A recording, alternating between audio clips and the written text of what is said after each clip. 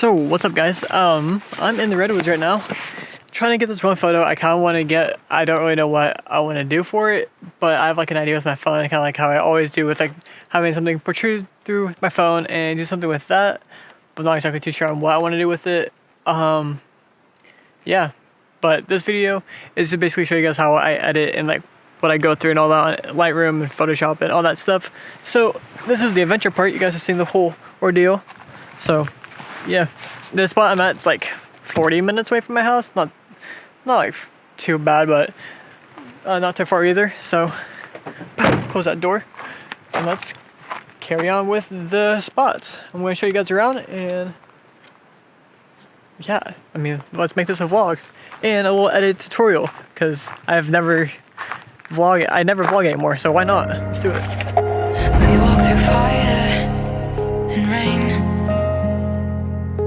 Nothing could faze us again, but we couldn't see through the haze, so we burned down. Alright, so I couldn't find a tree that worked out over in this area, so I'm going to drive around a little bit more and see what else I could find. But I'm trying to find like a tree something like, kind of like this big, like that big wide, because I want it to be like in the forest, but still like all the other trees around it. But it's going to be kind of hard to find a tree like that, so I'm going to try my best and see what I can find. Alright, I think I found the tree that I need to shoot, because it's right over there. I don't know if you can see it. It's like in the light, right here, in between there. Going to go over there and get the photo that I want to get, and let's see how it turns out.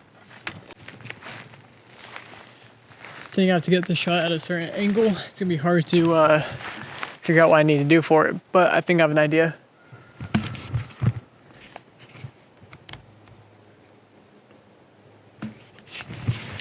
It's like, I don't know, it's gonna be hard, but I'll figure it out, see what I need to do, and get the shot.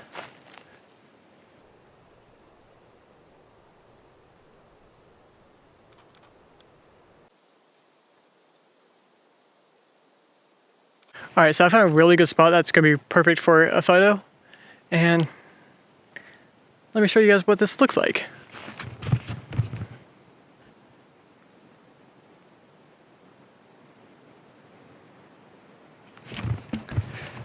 So this spot looks super sick. It'd be super cool if it was foggy, because it'd make it a lot more moody, but I'm gonna try my hardest and see what kind of shot I could get.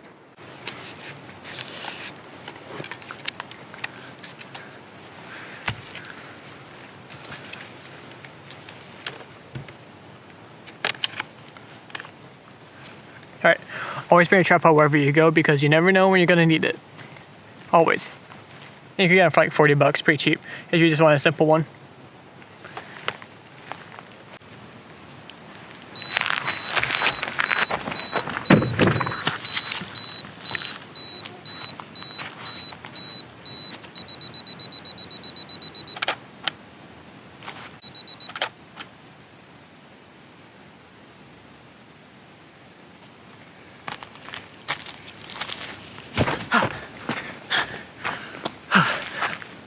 That was tiring.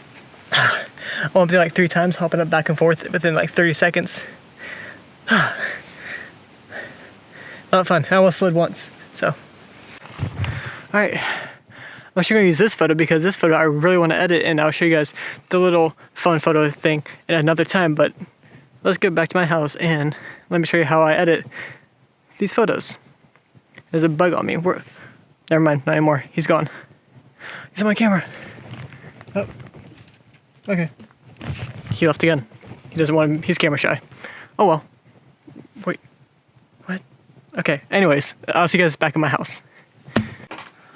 Alright, so we're back in my house. Obviously you can tell I'm in my room, and I'm just chilling here, but let's just get into Lightroom. Alright, so we're in Lightroom. I got the photo up right here. Obviously you can tell I shot it very underexposed. So what the first thing is I usually do is just go over here to the auto, click that, and that usually brightens it up, does whatever it needs to do to make it a bit better, but I don't really like it how it is, so I'm going to bring the exposure up a tiny bit more. That's like perfect. Bring contrast back a little bit, because I like the darkness with it, and like keep the shadows dark. And then with the highlights, bring it up a tiny bit. That's about pretty good. And then shadows. I play with the shadows and blacks a lot. See how I like it. I mainly bring the shadows up, and I usually keep the blacks around 0 or down to like -50. That's where I like to put it. But for like right here, I think bring it up a little bit for this photo would be pretty good. So I'm gonna set right there and then mess with the temperature. So now give it more of a warmer feel since it's more fall. Go into the purples or magenta a little bit there, and then since the highlights are pretty bright, gonna bring it back down in the whites. That's about pretty good, even though it's pretty far down, -6 or 79, -79. That's where it's at. Anyways, bring the clarity up a tiny bit, about 20, and then dehaze it a tiny bit to bring the darkness back into it. Then with the vibrance, I play with it a lot. I just like to go right and all that. I try to bring up, pop out the colors a little bit, not the saturation. Saturation makes it kind of too like, I'll just show you. It's like destroys it if I bring it up. So I try to keep it to a minimum as much as I can without destroying the photo. And then with my curve, I usually do the S curve, bring it out down like that, fade it a tiny bit, and then if I need to, bring it up on the shadows, which it needs to be for this photo. And then since I'm messing with the tone curve and making it brighter on the highlights, I'm gonna go back into highlights and bring that down. Bring the blacks up a tiny bit, highlights down, kind of noisy in there, but I'll mess with that later. So next, since I want to have it more of like a fall color tone, I'm gonna bring the yellows back to the orange slider a little bit, not too much. Bring the orange to the yellow, tiny bit. Reds, about there. And then with the blues, I kind of mess with it, see what I like the most. And then with the green, bring it back to the yellow, kind of all the way. But if it looks too bad, you don't always have to, just mess with it a little tiny bit. That's just what I do. And then saturation does look pretty orange, so let's actually mess with the luminance. Highlights. Now the split toning is where a lot of my colors come from. I use the split toning a lot. I just usually keep it in the red to like yellow area around here. And then just mess with the saturation a little bit. And then shadows, I mainly have those around my blues because you want to have like opposites on the color spectrum to make it a more decent photo than what it is right now. So if I bring the blues up to about 200 and go about 19, you can tell it makes a huge difference. And then with the balance, you just mess with it, see what I like the best. I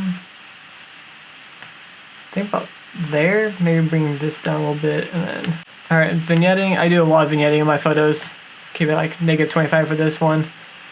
Highlights, I don't really need it for this photo, but a lot of times I do put it on to make the center pop a tiny bit more.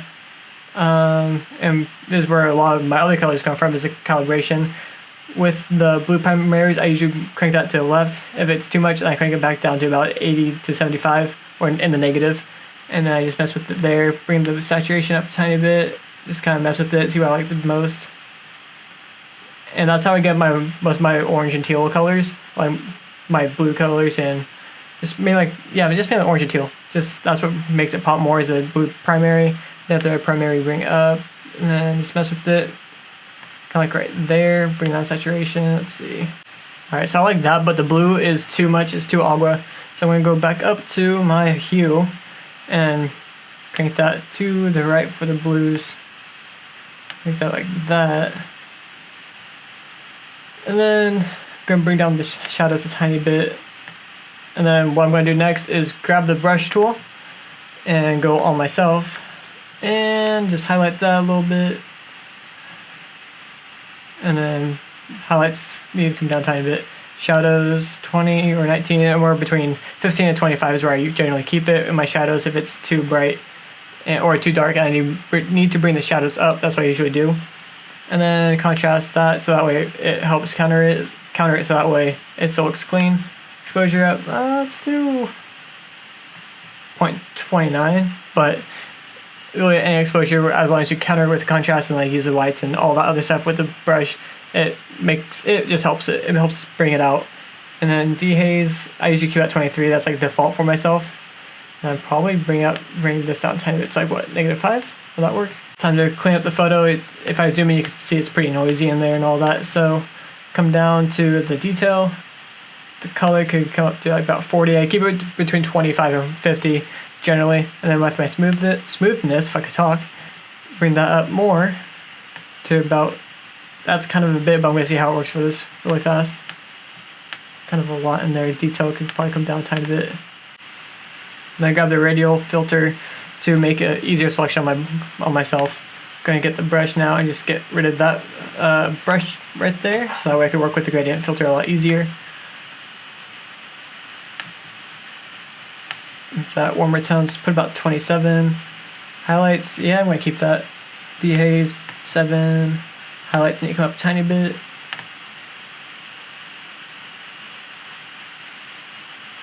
That does make me pop a little bit more, but I'm going to bring that exposure up a tiny bit. Put it at 0.82. If it loads. Sometimes it takes a minute. I don't know why. Probably because my laptop's from 2012. That's probably why. Kind of needs to be still too much noise on myself, so go back into this. This is the fun part, just going through and just making sure it's all good and all that. So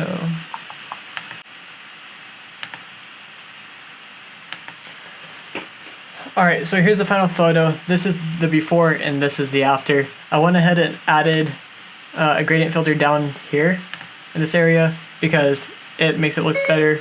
And why did Siri just go off? Get out of here. Okay, anyways, darken that spot. Went over to this side, mess with this a little bit more and darken that spot where it's more shadowy and help make the photo pop a little bit. And then I went ahead and changed the colors of the trees a tiny bit, and then I felt like I could change this up a little bit more, but I think it's fine how it is. I'm going to keep it how this looks. And yeah, then I also went ahead and not the brush tool, but the radial filter. And did that. So I went ahead and did that. I brightened myself up, denoised it a little bit so that way it's not so noisy, and made it a lot better. So where I pop out, I wish I had like a red sweatshirt on or something like that where I could actually pop out without needing to do any of that. Just literally brighten myself up and that'd be good, instead of make myself a bit warmer and all this other stuff.